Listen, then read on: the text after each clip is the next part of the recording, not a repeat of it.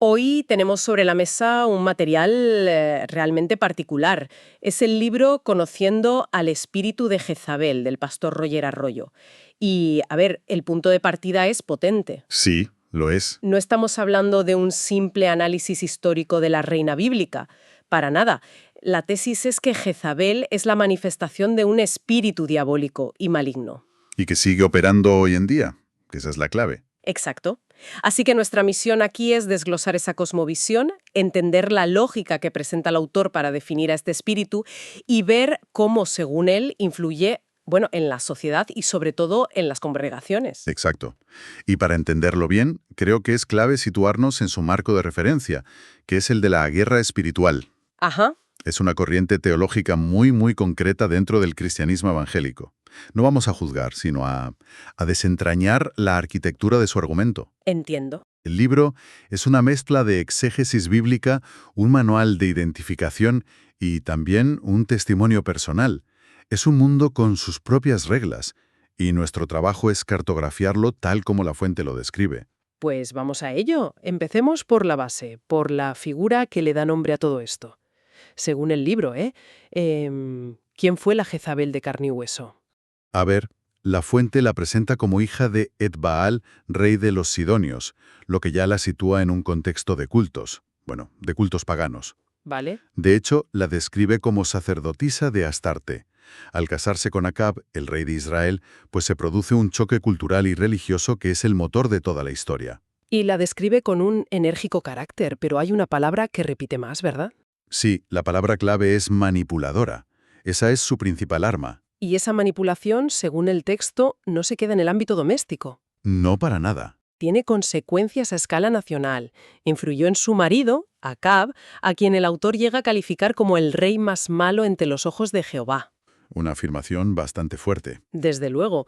Y le influyó para que construyera un templo a Baal en pleno Israel. O sea, institucionalizó un culto que para la fe de Israel era, pues, la máxima abominación. No solo lo institucionalizó, sino que lo defendió de forma violenta. El libro narra cómo Jezabel persiguió activamente a los profetas de Dios. O sea, una guerra abierta. Una guerra abierta, sí. Y para ilustrar su crueldad y su método, el texto se centra mucho en el episodio de la viña de Nabot. Ah, sí. No es solo un capricho, es una operación calculada. Jezabel orquesta falsas acusaciones, manipula el sistema legal. Y consigue que ejecuten a un hombre inocente. Exacto. Todo para que su marido se quede con una propiedad. Es la definición de maquiavélica. Y el autor cierra este perfil con su final, que lo presenta casi como un acto de justicia divina, ¿no? Sí, casi kármico. La fuente lo cita textualmente, dice, así fue su muerte, comida por los perros. Un final brutal que se presenta como la consecuencia inevitable de sus actos. Y este final es el punto de inflexión del libro. Para cualquier historiador, aquí terminaría la historia de la reina Jezabel. Claro. Pero para el autor, aquí es precisamente donde empieza la historia del espíritu de Jezabel. Vale, aquí viene el gran salto conceptual. ¿Cómo justifica el autor que el nombre de una reina muerta hace siglos se convierta en la etiqueta de una entidad demoníaca activa? Porque para él no es una metáfora, es literal. Eso es. La lógica que presenta se basa en conectar dos puntos muy distantes en la Biblia.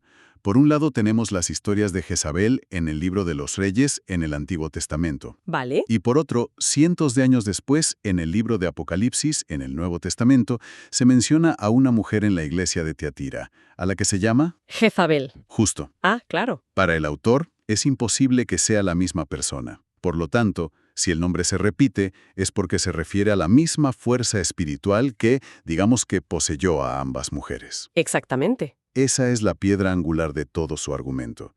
Jezabel deja de ser un nombre propio para convertirse en el nombre de un cargo, de una función dentro de una jerarquía demoníaca. Entiendo. Y a partir de ahí, el libro se dedica a detallar cuál es esa función. Y aquí es donde se pone realmente interesante, porque no habla en términos abstractos. Ofrece casi un manual de operaciones. Una lista de 7 funciones. Sí, Las primeras, por ejemplo, son reina y dominante, manipuladora y conspiradora, que encajan perfectamente con la imagen que acabamos de describir, ¿no? La de la reina intrigante. claro. Esas tres primeras definen su modus operandi en el ámbito del poder, de la influencia social. Es el arquetipo de la usurpadora que busca el control. Pero luego la lista da un salto. Sí, da un salto cualitativo hacia algo más oscuro. Las siguientes funciones son homicida y bruja hechicera. Con eso ya no hablamos solo de política palaciega. El autor la está llevando al terreno de lo oculto, de la violencia. De la violencia directa y de lo que él considera prácticas demoníacas. Totalmente. Y las dos últimas cierran el círculo, ¿verdad? Enfocándose en su principal campo de batalla. Eso es. La Iglesia. Las dos últimas funciones son inmoral y, la más importante para él, falsa profetisa. O sea, no es solo una enemiga externa, sino una infiltrada. Exacto. Una que usa el lenguaje de la fe para corromperla desde dentro. El autor lo tiene clarísimo y lo califica como el más malo e insistente de todos los espíritus. Vale, tenemos la definición y las tácticas. Pero si esto está sucediendo hoy, como afirma el libro, la pregunta clave es, ¿cómo se ve en la vida real? Es algo muy obvio. Es más bien sutil, y ahí reside su peligrosidad según el autor. El libro afirma que este espíritu se revela, pero no de forma obvia. ¿Y cómo lo hace? Se revela ante lo que él llama la unción de Dios, y muy concretamente ante la autoridad de los ministerios proféticos. Su reacción es de desafío a la autoridad espiritual legítima. Entonces, el perfil que dibuja de una persona bajo esta influencia no es el de un villano de opereta. Para nada. El texto describe a alguien que es dominante, sí, y que no acepta corrección. Pero su principal característica es que se disfraza de una espiritualidad superior. Ah, eso es interesante. Es la persona que crea caos y división, pero siempre con una justificación piadosa. Critica constantemente a los pastores, a los profetas, acusándolos de no ser lo suficientemente santos o espirituales. Es una subversión desde dentro. Totalmente. Me parece interesante un matiz que introduce el libro. Distingue entre una influencia total, alguien que sería un Jezabel, y lo que llama una leve influencia o atadura. Sí, es una distinción importante. ¿Por qué crees que la hace? Parece un mecanismo para ampliar el alcance de su diagnóstico sin tener que demonizar a todo el mundo. El ejemplo que da es muy revelador. ¿Cuál es? Habla de mujeres creyentes que son muy dominantes en su casa o en su ministerio. El texto aclara que no son Jezabeles, pero que podrían tener una pequeña levadura. ¿Una pequeña levadura? Sí, una de la que necesitan ser liberadas para ser, digamos, más eficaces en su fe. Es una forma de aplicar su modelo a rasgos de carácter más cotidianos. Vale, una vez hecho el diagnóstico, ya sea grave o leve, ¿cuál es el plan de acción que propone el libro? Presenta un protocolo muy claro. Primero, ayuno y oración. Eso es como la preparación estratégica antes de la batalla. ¿Y después? Luego, la confrontación directa con la persona. Y aquí hay una instrucción táctica clave. Hacerlo siempre con un testigo. ¿Por qué el testigo? Por la astucia que se le atribuye al espíritu. La lógica del libro es que, al ser un maestro de la manipulación, intentará tergiversar todo, hacerse la víctima. ¿Y poner a todo el mundo en contra de la autoridad? Exacto. El testigo está ahí para evitarlo. El objetivo final es someter a la persona a un orden doctrinal y jerárquico. Suena a un proceso muy intenso. Pero, ¿el autor cree que realmente funciona? ¿Hay un final feliz? Su conclusión es, la verdad, bastante pesimista. Afirma que la mayoría de las personas bajo esta influencia no aceptan la corrección ni la ayuda. Se niegan a someterse. Sí, y, en sus palabras, acaban muertas espiritualmente. Para el autor, el enfrentamiento es necesario, pero el éxito es improbable. Hasta ahora hemos analizado la teoría, pero el libro tiene un capítulo que lo cambia todo, donde el autor pasa de ser un analista a ser un testigo directo. Efectivamente. Comparte una experiencia personal que para él es la prueba definitiva de todo su argumento. Sí. Es la parte más vívida del libro, la que ancla toda su doctrina en una experiencia que él considera sobrenatural. Es el momento en que para él la teoría se hizo visible. Cuenta que estaba una noche orando en un monte en Puerto Rico y tuvo una visión. La describe con un detalle extraordinario. ¿Qué es lo que vio? Vio espiritualmente a una mujer muy delgada y color canela, que aparentaba estar desnuda. Era alta, con ojos que reflejaban odio y maldad. Y, aquí viene lo más potente, el cabello lo tenía prendido en fuego. Y el autor añade un detalle crucial. Dice que no era un fuego normal, sino fuego del infierno. Es una imagen potentísima. Espera, ¿él está diciendo que esta es la apariencia literal de un demonio? Sí. Como si fuera una fotografía del mundo espiritual. Porque eso es un salto enorme desde la interpretación simbólica. Exacto. Para él, no es una pesadilla, no es una metáfora. Él afirma que el Espíritu Santo le reveló en ese instante que así es como se ve este espíritu en la dimensión espiritual, su verdadera forma. Y la revelación no se quedó ahí. No, fue más allá de la simple apariencia. También se le reveló su misión. Sí, en esa misma visión, dice haber entendido que la misión específica de esta entidad es introducir en las congregaciones adulterios, inmoralidad y brujería. Vaya. Y que su objetivo prioritario, su gran trofeo, es hacer caer a los ministros, a los líderes. Para el autor, esa visión fue una advertencia divina sobre el principal frente de batalla en la guerra espiritual de hoy. Entiendo. Entonces, la figura histórica, la interpretación bíblica y esta visión personal.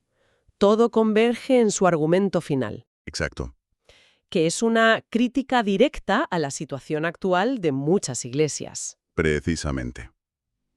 Conecta todos esos puntos para afirmar que el espíritu de Jezabel es uno de los principales catalizadores de lo que él llama la apostasía actual. Que se entiende como un desvío masivo de la fe verdadera, ¿no? Eso es. Y esta influencia, insiste, trasciende los muros de la Iglesia. Sostiene que también opera en instituciones seculares, como senados o legislaturas, Promoviendo leyes. promoviendo leyes que él considera contrarias a la Biblia y que, en su cosmovisión, traen maldición a las naciones. Y en la práctica, dentro de las iglesias, ¿en qué se traduce esa apostasía influenciada por Jezabel? El autor da ejemplos muy gráficos. Sí, y son muy específicos. Critica duramente lo que él considera prácticas sensacionalistas y las nombra sin reparos. Chicles ungilos, manguera ungida. Escobas ungidas. También, para él, son una perversión del Evangelio. Y apunta también a la forma del culto.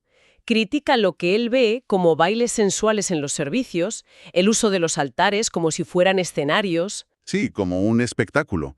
Pero hay un tema en el que es especialmente inflexible: la música. La música. La prohibición del reggaetón o rock en las iglesias. Y aquí el contexto personal del autor es fundamental, ¿verdad? Totalmente. Roger Arroyo fue músico de reggaetón y rock antes de su conversión. Por eso, él no habla desde la teoría. Habla desde lo que considera su propia experiencia. Exacto. Afirma, y cito, que esa música promueve carnalidad, muerte, drogas y suicidio. Para él, no es un asunto de gustos o estilos. Lo considera algo más profundo. Considera que esos géneros musicales son, en su misma esencia, vehículos para influencias demoníacas, y que es imposible cristianizarlos. Es una postura de incompatibilidad total. Entiendo. Y para reforzar la idea de que esta lucha no es nueva, el libro traza un paralelismo histórico muy potente. Compara la persecución del profeta Elías por parte de Jezabel En el Antiguo Testamento. con la persecución de Juan el Bautista por parte de Herodías en el Nuevo Testamento. La conexión que establece es que son la misma dinámica espiritual repetida a través del tiempo, ¿no? Justo eso. Un profeta genuino que denuncia el pecado es atacado por una figura de autoridad femenina manipuladora que él identifica como un avatar del mismo espíritu. Para él es la prueba de que este patrón es eterno. Con esto creo que hemos recorrido toda la estructura de su pensamiento. Sí, creo que sí. Hemos partido de la reina histórica para llegar a un manual de guerra espiritual contemporánea. Ajá. Hemos visto cómo el libro define a este espíritu de Jezabel, cómo propone identificar sus tácticas de infiltración y cómo todo culmina en esa experiencia visionaria que para el autor lo confirma todo. La síntesis final es que la fuente nos sumerge en una cosmovisión donde la batalla espiritual no es una idea abstracta, Es una realidad tangible. tangible y constante. El espíritu de Jezabel no se presenta aquí como una metáfora de la rebeldía, sino como un adversario demoníaco específico, con nombre, agenda y tácticas para destruir la iglesia desde dentro. Un mundo en estado de sitio. Totalmente. Y esto nos deja con una reflexión final. Sí, el libro traza líneas muy claras y rígidas entre lo que considera sagrado y lo que ve como profano, desde la música hasta el liderazgo. Ajá. Y esto nos plantea una pregunta que va más allá de esta fuente.